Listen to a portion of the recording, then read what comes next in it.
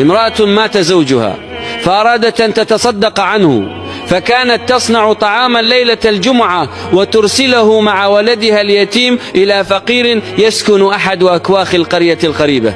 كان الولد يأخذ الطعام الذي تصنعه أمه إلى ذلك الكوخ، وهو في الوقت نفسه يشعر بجوع شديد، ثم يعود إلى البيت وينام جائعا. وهكذا صنعت الأم مرة ثانية ليلة الجمعة طعاما وأرسلته مع ولدها إلى الفقير نفسه. قدم الولد الطعام ثم رجع وهو يكابد ألم الجوع. وفي المرة الثالثة صنعت الأم ليلة الجمعة طعاما لتتصدق به عن زوجها المتوفى وأرسلته مع ولدها إلى الفقير نفسه. أخذ الولد الطعام وسار به نحو الكوخ، لكن الجوع أضر به ضررا بالغا فلم يستطع الصبر، فأكل الطعام ثم عاد إلى البيت ونام شبعانا. فرأت الأم زوجها في المنام يقول لها: لم يصل إلي الطعام إلا في هذه الليلة.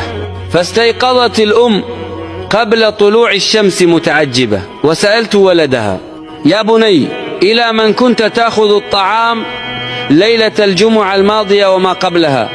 فقد رأيت أباك في المنام يقول: لم يصلني الطعام إلا في الليلة الماضية.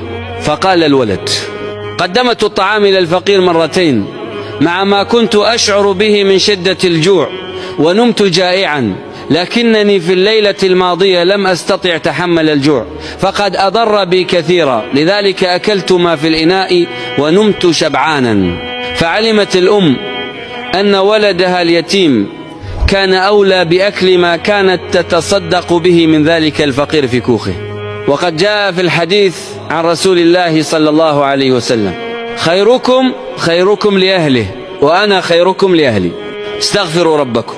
فنحن نجتمع على حب الله ورسوله صلى الله عليه وسلم، سبحان الله العظيم.